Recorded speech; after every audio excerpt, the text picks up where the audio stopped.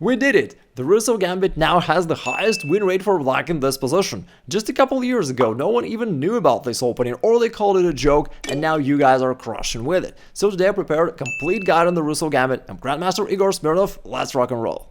Our deep strategy here is once you play pawn to f5, your opponents usually laugh so hard that they blunder straight away. For example, they capture this pawn and then find themselves in trouble after e4, we'll talk about that, or they play knight c3, which is a nice way to speed up the inevitable result. We'll talk about the most challenging options as well, but let me begin with the most common one, which you're gonna face most frequently. White simply captures this pawn on f5, and that is wrong because it allows you to push your pawn forward and attack this knight on f3. Now notice that all these squares forward where their knight could go to are already under your control, and even though there is this Gambit variation, again we'll talk about that in a second, but mostly they're gonna retreat the knight back to g1, which is obviously very nice for you.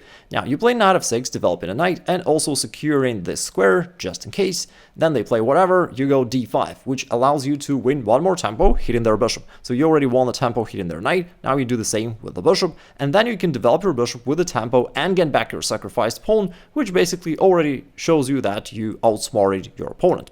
Now here most of your opponents are kind enough to let you centralize your knight, which is another good thing for you. Then you just develop a bishop threatening this pawn, and then you castle, and you can see that your position is just very active. You totally dominate in the middle of the board. This knight is very active, putting pressure all around, and if your opponent tries to offer the exchange, you say, okay, but I'll trade a bit differently, and instead you grab this pawn on f2 to expose their king, and then you throw in this octopus with a bunch of threats, and after that it comes to our favorite part, don't judge a rook by its cover, and you win the game. If your opponent doesn't want to retreat the knight, they may try to pin your pawn and attack it simultaneously, but you simply play a symmetric move and unpin the pawn, therefore their knight is still hanging, they have to move it this time, and the knight has to retreat, but now you continue development, basically it's all the same stuff. The problem for white is they cannot play the symmetric move, because this square is taken away. Therefore, they may wish to play pawn d3, hoping for you to trade off pawns, and this would allow them to trade off queens and, get a very good position. But instead, you play knight d4, a much stronger move, hitting the queen, hitting this pawn on c2, and when they move their queen either here or here, it does not even matter, you sacrifice the knight anyway, and after that you win with yet another discovered check. Of course, your opponent does not have to play these exact moves, but the problem is you have a bunch of attacking ideas right here moving forward, creating threats, and there is no easy way for white to neutralize all of them. For example, let's say they don't play this blunder pawn d3, they go knight to c3, but you can keep coming forward with knight to d4, still hitting the queen on that pawn. In order to protect both, they have to retreat back to d1, which is a nice pattern. You see that they're continuously setting pieces back to where they started, and now your position is great, and you can actually speed up your attack by sacrificing this pawn on d5. In this case, it is a sacrifice because he's got two pawns controlling it, but that's not a problem because after the trade, you bring the bishop out with a bunch of threats. For example, pushing this pawn to e3, which would then open up this diagonal and enable your knight to capture this pawn down the line. Or something like queen c5, hitting the bishop and again this pawn, or castling queenside, including your rook into the attack. You've got a whole lot of things to do. If he captures here, not a problem, just move the rook away and then keep attacking. Alright, here white has a couple options to lose the game. One of them is knight e2, very common move, seems sensible to just develop a knight, but actually is a blunder because after bishop g4, you're pinning the knight and you're going to capture the knight and then capture the queen. And there is no normal defense for white here. The other way that he can try is pawn c3, hoping for your knight to move, and you're like, okay bro, but you go knight f3, the move they did not expect. And it is a check, and then yet another discover check, this time from the queen, right here, and what can they do? The king cannot really move right here because after bishop d3, it's a very neat situation, almost a checkmate, it's gonna be within a few moves, and otherwise they have to give up the knight, but you don't take it straight away, you first play another great move, bishop c2, giving up the bishop, which allows you to distract the queen and then finish the game. But not like this, not with a mouse slip, queen takes e2. By the way, if you find combinations easily while solving tactical puzzles, but have a hard time using them in your actual games, then I've got a free masterclass that's going to teach you how to narrow this gap, and I'll drop the link below the video, you can check it out later. Once again, your unsuspecting opponent is hoping for the Italian game, but you drop the f-pawn. Now he is shocked, he grabs this pawn, but you play e4, the knight is attacked. If the knight retreats back, we already know that there is this safe move knight f6 that controls the square, and after that you keep doing your usual business. But you also have a more provocative move, pawn d5. You're kind of saying, would you like to also retreat this bishop back and try again next time? And your opponent gets mad, he wants to punish you for this. And he goes queen h5 check. But you say, no problem, I've played Bonclaw before, so go king e7, the bishop still needs to move, and then you bring the knight into play with another attack.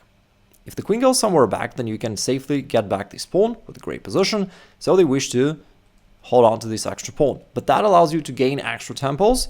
If the queen wants to keep guarding this pawn, then queen g6 is the way to go. Now you go knight d4, adding one more attacker. Now bishop takes f5 is a threat. They go g4, trying to hold on to this pawn, but then you develop the bishop otherwise, and after virtually any move of white, you will be kind enough to finish it quicker and let your opponent go to bed on time.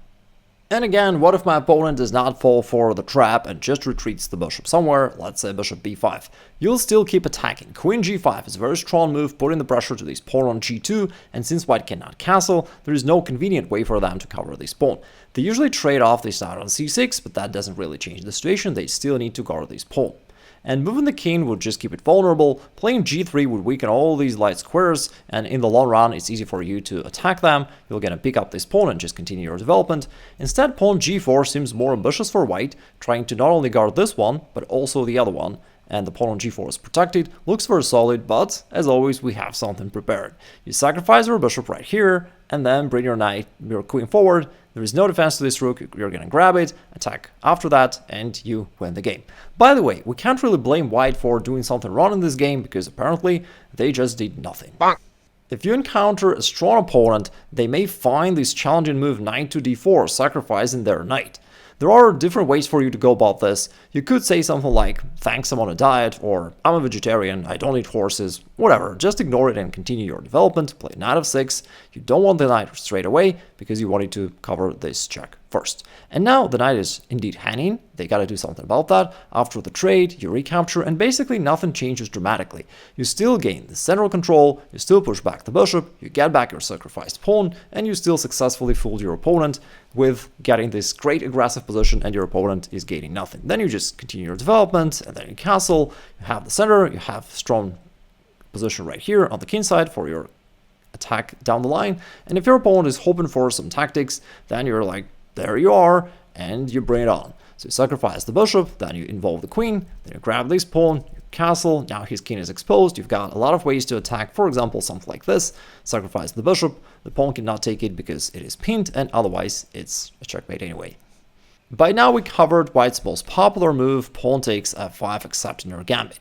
How about the other one, bishop takes g8? Another move which seems lucrative for white, as after rook recaptures, you lose your right to castle. However, in reality, it's not a big deal, you can castle queenside. However, white, on the other hand, traded off their only active piece, and now they're faced with the same problem. This pawn on e4 is hanging. If they take it, they fall right into the same trap. After pawn e4, this time there were no sacrifices, no tricks, white has to retreat back, and then you could stop this check easily, but good things come to those who bait. You go d5, still just aiming for bishop takes f5, and your opponent gladly plays queen h5, thinking that, that's so strong, that attacks the king, this pawn. In reality, you were hoping for it, because after g6 and this trade, now your rook is getting active along the g-file. Your opponent is still optimistic, he grabs this pawn and thinks like something like, I raised his king side, now I'm attacking the rook, life's good. But what he fails to realize is that, in general, the opening that your opponents play most frequently is called, oops, I blundered, and this game is no exception. You go queen g5, threatening this pawn, and therefore the rook, and if white covers that pawn somehow, then after rook to h6, all of a sudden you trap this dancing queen. Moving on to better lines for white, one of them is pawn to d3. It is not the best move, but a move which is good enough for white. Here there are a couple moves for black to consider. Mainly it's either to develop your knight or your bishop, pretty standard. Bishop c5 is trickier, because here you invite white to try to exploit these weaknesses by going knight g5. Seems really cool for white, and it looks like there is no way for you to defend. However, you're not going to. You play f4, boldly encouraging them to execute the threat, because now their knight is no longer guarded by the bishop, therefore it is hanging, you're gonna capture it, but your opponent of course says, no problem, I was going to move it here and fork your queen and rook, I'm winning the game. You say, not so fast, and you play queen h4, literally creating this scholar's checkmating threat. But your opponent says, I'm not dumb, and he castles. You play knight f6, giving up this rook, but he wasted a whole lot of time trying to capture that, and now with knight to g4, you retaliate with a real nightmare. Now queen takes h2 is coming, h3 needs to be played, knight f2 hits the queen, you also involve your bishop into the attack, so as your queen, and you win the game in all variations. For example, if they get the queen out of danger, you have a series of pretty impressive checks right here. It's a double check, then another double check, and you end the game with this cozy checkmate. Another way for white to defend against color's mate is to move the pawn forward, but now you go inside and still you have a ton of threats here. From here, the queen is always ready to go forward and keep attacking different things. He will gladly capture your rook because otherwise there is no point in this whole maneuver of their knight. But now you have a really impressive move, pawn d5. You sacrifice a pawn to be sure that your attack keeps going without slowing down, and then you bring your bishop out with another attack. You're also ready to bring the knight forward and start all these checks from, f3 or go queen g2. That is really strong. If white goes pawn f3 trying to cover their queen and kick away your bishop, again, you just keep going all out. Pawn takes g3, sacrificing this one. He can't take because the rook is hanging after that. But if they capture the bishop thinking that you're reckless, you just sacrifice everything. Then this pawn marches forward to g2. And surprise, surprise, white cannot stop this pawn from being promoted. And by the way, it's a really interesting story, because if you think about this pawn used to be the pawn on f7. It is that pawn that started this rebellion with the Rousseau Gambit. It got sick and tired of being pushed around all the time. Think about this, white always tries to target this pawn. The scholar's mate, the fried liver attack, they always try to attack this little pawn. And it decided to turn things around. It pushed forward, marched all the way forward to white's half of the board, and now almost single-handedly wins the game. That was a trickier line, but there is also a somewhat more solid line when you develop your knight and put more pressure to their central pawn. Now if they try to go for this knight g5, you can actually turn it into something very similar to the main line of the two knights game, where you play d5 to block the diagonal for their bishop, and then you hit the bishop with a knight. After that, it indeed sounds pretty similar to the main lines, and yes, you're down a pawn, but you kick their pieces back, now you grab the center, and you have some initiative. It's still not easy for white to handle that. Actually, after virtually any move of white, you're gonna break open the center, kick away their knight, and then come up with this classical great gift sacrifice, which, once again, wins the game. Then you follow up with a check, bring the queen out, and white is defenseless. For example, if they try to defend this pawn, then you continue checking them, then you come up with the right hook, and after that you grab the bishop with a check, and at this point your opponent will desperately try to grab this knight one way or the other, but will always hear that sound of broken dreams. Now let's talk about the most challenging move of white, which is pawn to d4. And by the way, I understand that someone can turn on Stockfish and say that, okay, it says that white is better and here is the correct move. But first off, it's very complicated, even after that. And secondly, your opponents realistically are going to face this opening maybe once in several months, if ever. And it's hard to expect your opponent to remember and to know all these hard, complex variations so precisely. In reality, after d4, even if they find this move, it's still very tricky even after that. You can take either this pawn or that one, both moves make sense. For example, if you take this one and attack the knight, they're going to recapture, and now d5 is another cool provocative move. It looks like queen h5 may win the game for white right here, but in reality, it's the opposite of that, because after g6, now his both pieces are under the attack, both the queen and the bishop, therefore, there is no turning back. They have to bite the bullet and keep going forward with this attack, but you have knight f6, very cool counter attack, attacking the queen. Now the queen must move in such a way where it would keep pinning the pawn, because otherwise you're gonna simply capture the knight. But now after knight takes d4, this enters a very impressive knight dance variation. We're gonna see it in a moment. So here, first off, we have a bunch of threats. Knight takes c2 with a fork. Also grabbing this bishop, also this knight is somewhat hanging, we have a lot of pressure.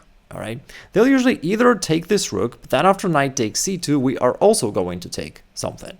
For example, if the king just moves, we're going to take first the bishop and then the rook because it can't escape anyway, and we'll end up with material advantage. If white tries to force things and go here to avoid this thing, then after pawn takes, we have another sudden discover check, and even though white avoided losing the rook, he just loses the game. An alternative option is that promised knight dance. After bishop b3, it is just one less dance before we say goodbye. Knight f5 hits the queen. It still must maintain the pin, but then knight e7, very sudden move. This time opens up the discover attack from the bishop, and after the queen goes anywhere, this time we grab the knight, and we're up a piece with also a strong attack. We're gonna play something like this and this with a totally winning position. What if your opponent doesn't fall for this trap? Then they gotta play bishop b5, which is the correct move. Now they're attacking your knight and you need to defend it. Bishop f4 looks like white is about to win the game, but as always we have some tricks at our disposal, and after knight f6 many of your opponents will think that they're winning with knight to g6, hoping for this double attack, but you've got this counter strike with way too many threats for white to handle, and in fact white loses the game. So let's take this back. White shouldn't go there. Instead, if they castle, play a more sensible move, then you can go a6, kicking this bishop away, and after the trade your opponent may be thinking, okay, finally now it's time for me to go knight g6 with a double attack, and I finally punish black for this, bad chess opening. But that is actually a rookie error, because after pawn takes, you open up the rook file, and even though you sacrifice your queen, you now have this really strong sudden attack against white's castling. You also have the other bishop pointing towards that direction, and white is quite passive right here, which makes it very difficult for them to defend. For example, after h3 you can play king f7, a mysterious move, but we'll see the reason in a second. You just wish to open up this route for your other rook to be transferred to the king side, and then you sacrifice your opponent's sanity. Now you're completely down a queen for just one minor piece, but you're literally going to play rook h8 and checkmate white within a couple moves. I'll show you one game real quick. I tried f3, maybe hoping for opening up the f file or trying to escape, but black played e3 to lock the door, and then after f4 black continued with this check, and now white is indeed done. He tried to counter strike the rook, but rook g5 was a very impressive move, and now white has no defense against rook h8, checkmate coming on the next move.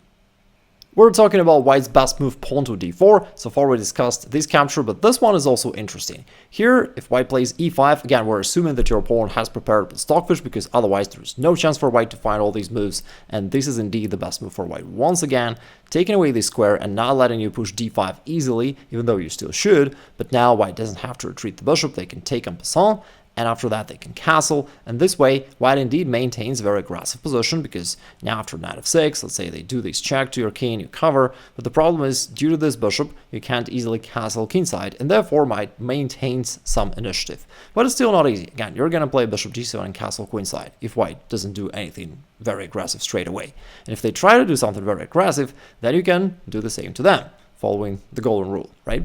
Now knight g4, you counter strike here, and also something like knight e5 is coming. If they try to shut it down, all this counterplay, then you have another interesting move, pawn d3, opening up this diagonal so that after virtually any move of white, you can execute this nasty smother checkmate that we have heard about but rarely executed in our own games. Once you take their central pawn, if your opponent responds with a more natural move, knight takes d4, then it's wrong, and that's what I also love about the Rousseau Gambit. All the natural moves of your opponents are usually wrong. So here you continue with knight f6, another cool move, and once your opponent thinks, hey, wait a second, that's just a free pawn. Yeah, but then you undermine his self-confidence, because now it's literally all on fire.